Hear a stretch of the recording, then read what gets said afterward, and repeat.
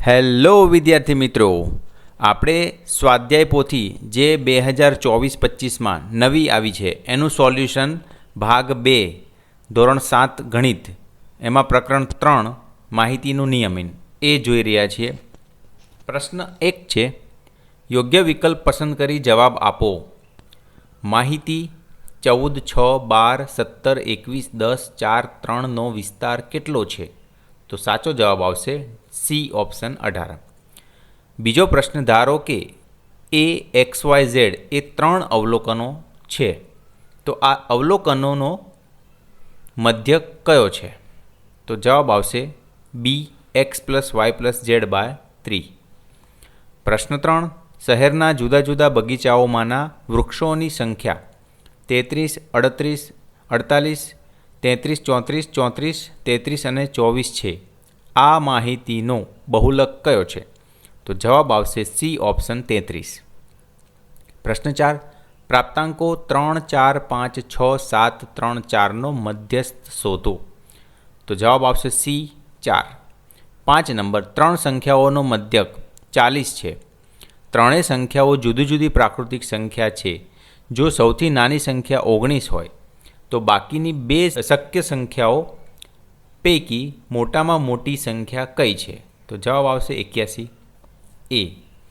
પ્રશ્ન 6, નીચે પૈકી કયા વિકલ્પનો મધ્યક, મધ્યસ્થ અને બહુલક સમાન છે? તો એમાં આપણે ઓપ્શન લખીશું ડી ઓપ્શન 4, 3, 4, 3, 4, 6, 4. આગળ પ્રશ્ન 2, ખાલી જગ્યા પૂરો. એમાં 7મો, માહિતી મહત્તમ અને ન્યૂનતમ અવલોકન વચ્ચેનો તફાવતને માહિતીનો વિસ્તાર કહે છે. આપેલ માહિતીમાં સૌથી વધારે વખત આવનાર અવલોકનને તે માહિતીનો બહુલક કહે છે. જો 8, 4, x, 6, 2, 7ની અંકગણિતીય સરાસરી 5 હોય તો xની કિંમત 3 થાય. કોઈપણ માહિતીનો મધ્યસ્થ માહિતીના ખાલી જગ્યા એટલે કે ન્યૂનતમ અને મહત્તમ અવલોકનોની વચ્ચે રહેલો હોય છે. જો મધ્યસ્થ એ માહિતીના અવલોકનો પૈકીનું એક અવલોકન હોય ત્યારે અવલોકનોની સંખ્યા અયુગ્મ હોય. આગળ જોઈશું. પ્રશ્ન 3, માગ્યા મુજબ જવાબ આપો. 12 નંબર, પ્રથમ 10 યુગ્મ પ્રાકૃતિક સંખ્યાનો મધ્યક શોધો.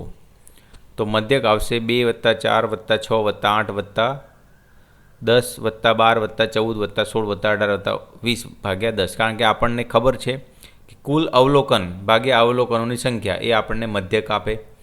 તો આપણે એવી રીતના બધા જ અવલોકનોનો સરવાળો કર્યો અને નીચે અવલોકનોની સંખ્યા 10 લખી. તો સરવાળો થશે 110 અને ભાગ્યા 10. એમાં 0 અને 0 ઉડી જશે, 0, 0. તો જવાબ આવશે 11. 13મો પ્રશ્ન, 10 અવલોકનોનો મધ્યક 40 છે. ભૂલથી એક અવલોકન 45ને બદલે 15 લેવાયેલ છે. તો માહિતીનો સાચો મધ્યક શોધો. તો એનો જવાબ અહીં આપ્યો છે. 10 અવલોકનોનો સરવાળો 40 × 10 એટલે 400 થાય. સાચો સરવાળો 400 + સાચું અવલોકન માઇનસ ખોટું લીધેલ અવલોકન. તો 400 + 45 - 15 જે ખોટું લીધેલું છે આપણે એ બાદ કરવાનું રહેશે. તો 400 અને 45, 445 - 15 એટલે કે 430. હવે સાચો મધ્યક બરાબર 430/10 એટલે 43 આવશે. 14 નંબર, નીચે 12 માણસોના વજન કિલોગ્રામમાં આપેલ છે.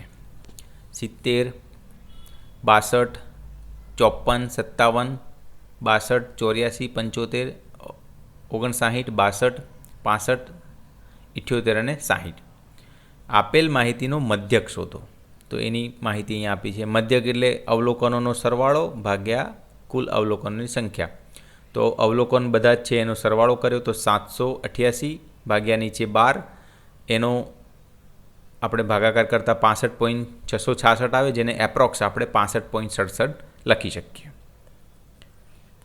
બી છે, કેટલા માણસોના વજન મધ્યક કરતાં વધુ છે? તો એનો જવાબ લખીશું 4 માણસોના વજન મધ્યક કરતાં વધુ છે.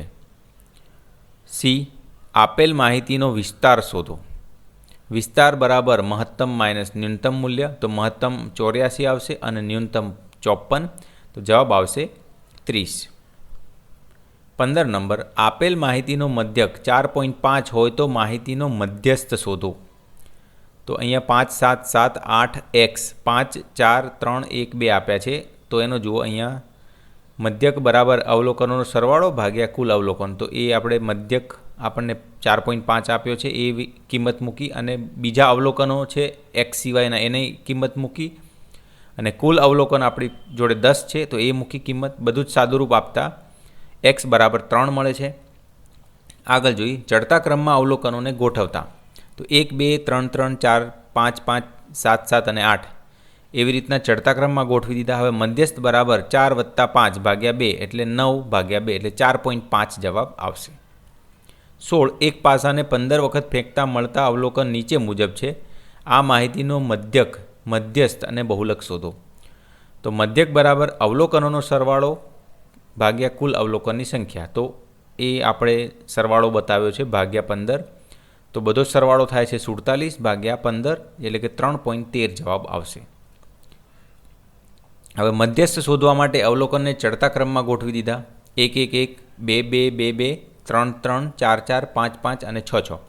હવે મધ્યસ્થ બરાબર n+1/2 મું અવલોકન એટલે 15 + 1/2 એટલે 16 ભાગ્યા 2 એટલે 8મું.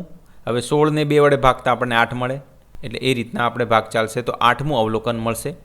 હવે મધ્યસ્થ 3 મળ્યું અને બહુલક 2 મળે છે કારણ કે બહુલક સૌથી વધારે આવે છે. તમે અહીંયા ચડતા ક્રમમાં જે આપણે ગોઠવ્યું ને એમાં તમે જોઈ શકો છો. તો આ પણ ક્વેશ્ચન સોલ્વ થઈ ગયો. 17 નંબર, આપેલ માહિતીનું અવલોકન કરી નીચેના પ્રશ્નોના જવાબ આપો. હવે અહીંયા એક માહિતી આપી છે એમાં આપેલ પહેલો છે પ્રશ્ન, આપેલ માહિતીના અવલોકનોમાંથી કયું અવલોકન માહિતીમાં એક વખત ઉમેરતા માહિતીનો બહુલક બદલાશે નહીં? તો 8 અથવા 17 અથવા 16 આ તમે ઉમેરો તો બદલાય નહીં. બી, જો માહિતીનો બહુલક 15 કરવો હોય તો કયું અવલોકન ઓછામાં ઓછી કેટલી વખત બદલવું પડશે? અવલોકન 15ને 2 વખત બદલવું પડે, બરાબર.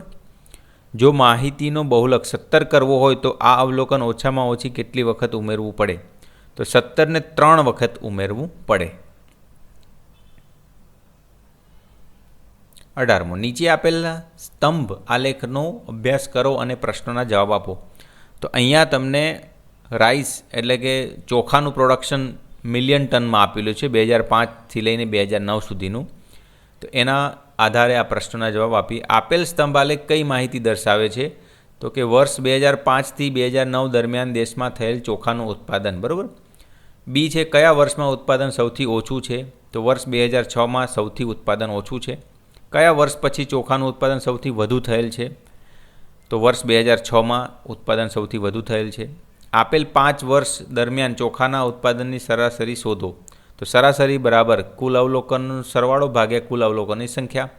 તો એ આપણે 50 + 40 + 70 + 50 + 60 ભાગ્યા 5 એટલે 54 મિલિયન ટન એ થાય જવાબ સરાસરી. ઈ છે વર્ષ 2006 અને વર્ષ 2008માં થયેલ ચોખાના ઉત્પાદનનો તફાવત શોધો. તો તફાવત બરાબર 50 - 40 એટલે કે 10 મિલિયન ટન આવશે જવાબ. 19મો પ્રશ્ન, પ્રશ્નોના જવાબ આપો. અહીંયા hockey, football, cricket, tennis, badminton, sports અને સામે નંબર ઓફ સ્ટુડન્ટ્સ એટલે કે જે વિદ્યાર્થીઓની સંખ્યા કેટલી રસ ધરાવે છે એમાં એ બધું આપ્યું છે આલેખ.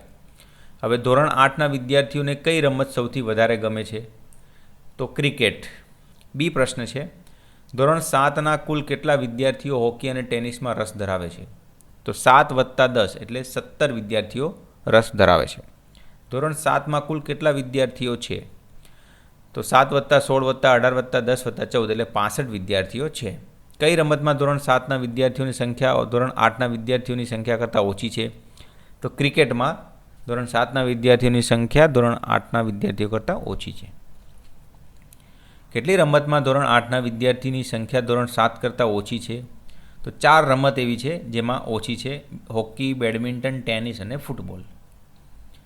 એફ, ધોરણ 7ના બેડમિન્ટનમાં રસ ધરાવતા વિદ્યાર્થીઓની સંખ્યા તથા ધોરણ 8ના ટેનિસમાં રસ ધરાવતા વિદ્યાર્થીઓની સંખ્યાનો ગુણોત્તર શોધો. તો ગુણોત્તર બરાબર 14/7 એટલે 7 7 ઉડી જશે, 7 દુ 14માં એટલે 2/1 એટલે 2:1 ગુણોત્તર આવશે.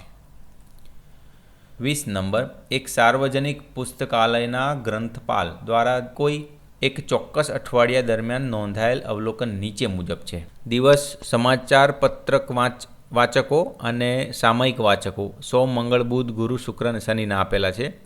હવે એના પ્રશ્નો જોઈએ. યોગ્ય પ્રમાણ માપ લઈ 2 સ્તંભવાળા આલેખની રચના કરો. કયા દિવસે પુસ્તકાલયમાં વાંચકોની સંખ્યા સૌથી વધુ હતી? સામયિક વાંચકોની સંખ્યાનો મધ્યક શોધો. તો આ 2 જવાબ આપણે અહીંયા જ આપી દઈએ. આલેખ નેક્સ્ટ સ્લાઇડમાં જોઈ લઈશું. તો બીનો જવાબ આવશે ગુરુવાર અને સીનો જવાબ આવશે મધ્યક 1200/6 બરાબર 200. આલેખ આપણે આ રીતના સરસ મજાનો તમને અહીં બતાવ્યો છે. આપણે પ્રમાણમાપ 1 સેન્ટીમીટર બરાબર 100 વાચકો લીધું છે અઠવાડિયા દરમિયાન વાંચન, જે આપણને અહીંયા સરસ મજાનો આલેખ બતાવ્યો છે, જોઈ લેવો તમારે. પ્રશ્ન 21, યોગ્ય વિકલ્પ પસંદ કરો. તો અહીંયા પ્રશ્ન આપ્યો છે અને સામે વિકલ્પ આપ્યા છે. તો સાચો વિકલ્પ આવશે એ. વિધાન 1 અને 2 સાચા છે. આગળ વધીશું. આલેખ પરથી પ્રશ્ન 22 અને 23ના જવાબ આપો. તો અહીંયા તમને આલેખ આપ્યો છે. વડોદરા, શિમલા, અમદાવાદ, જમ્મુ અને દિલ્હી તાપમાન મહત્તમ સરેરાશ અને લઘુત્તમ સરેરાશ. તો અહીંયા 1 સેન્ટીમીટર બરાબર 5 યુનિટ આપ્યું છે આપણને, બરાબર 5 ડિગ્રી ટેમ્પરેચર. તો અહીંયા એના ઉપરથી પ્રશ્નોના જવાબ જોઈએ. એક શહેરનું લઘુત્તમ સરેરાશ તાપમાન બીજા શહેરના મહત્તમ સરેરાશ તાપમાન જેટલું હોય તેવા 2 શહેર કયા છે? તો જવાબ આવશે ડી, શિમલા અને દિલ્હી. 23, વડોદરાના લઘુત્તમ સરેરાશ તાપમાન કરતાં મહત્તમ સરેરાશ તાપમાન કેટલું વધારે છે? તો એમાં જવાબ આવશે એ 15%. તો 22-23 ક્વેશ્ચન જોઈએ આપણે. આગળ જોયું અધ્યયન નિષ્પત્તિનું સર્વગ્રાહી મૂલ્યાંકન. તો પ્રશ્ન 1 એમાં જોઈએ યોગ્ય વિકલ્પ પસંદ કરો. ઉતરતા ક્રમમાં ગોઠવેલી માહિતીના અવલોકનો પૈકી બંને છેડાના અવલોકનોને કાઢી નાખવામાં આવે છે. આમ કરતાં મધ્યવર્તી સ્થિતિમાનના કયા માપ ઉપર અસર થઈ શકે? તો મધ્યક અને બહુલક ઉપર અસર થઈ શકે. બીજું છે રામ તેની પ્રથમ 3 પરીક્ષામાં અનુક્રમે 97, 73 અને 88 ગુણ મેળવે છે. જો તે તેની ચોથી પરીક્ષામાં 80 ગુણ મેળવે તો તેની ગુણની સરાસરી શું થાય? કેટલી વધશે? તો 1.5 ઘટશે. તો આ રીતનો જવાબ આવશે ડી ઓપ્શન. ત્રીજું છે 40, 50, 99, 68, 98, 60 અને 94નો મધ્યસ્થ કેટલો થાય? તો 68 જવાબ આવશે સી. પ્રશ્ન 2 ખાલી જગ્યા પૂરો. 4, મધ્યક શોધવાનું સૂત્ર. તો કુલ અવલોકનોનો સરવાળો ભાગ્યા કુલ અવલોકનોની સંખ્યા. 5મો પ્રશ્ન, પ્રથમ 5 અવિભાજ્ય સંખ્યાનો મધ્યક થશે 5.6. 3 પ્રશ્ન માગ્યા મુજબ જવાબ આપો. આપેલ માહિતીનો બહુલક શોધો. તો અહીંયા 10, 8, 4, 7, 8, 11, 15, 8, 4, 2, 3, 6, 8 આ રીતની એક માહિતી આપી છે. તો એનો બહુલક આપણે જોઈએ તો અહીં તમે જોઈ શકો છો 8 જુઓ 1, 2, 3, 4 વખત 8 સૌથી વધારે આવે છે. તો બહુલક થશે 8. 7, 12 વિદ્યાર્થીઓના કોઈ એક વિષયમાં મેળવેલ ગુણ નીચે મુજબ છે. 31, 37, 35, 38, 42, 23, 17, 18, 35, 25, 35 ને 29 આ પરથી માહિતીનો વિસ્તાર, મધ્યક, મધ્યસ્થ અને બહુલક શોધો. તો વિસ્તાર આપણને ખબર જ છે મહત્તમ માઇનસ ન્યૂનતમ એટલે 42 - 17 એટલે 25 જવાબ આવશે. મધ્યક કુલ અવલોકનોનો સરવાળો ભાગ્યા અવલોકનોની સંખ્યા. તો આપણે અવલોકનોનો સરવાળો 365 થશે. કુલ અવલોકનો 12 છે એટલે ભાગ્યા 12. જો જવાબ આપને 30.42 મળશે.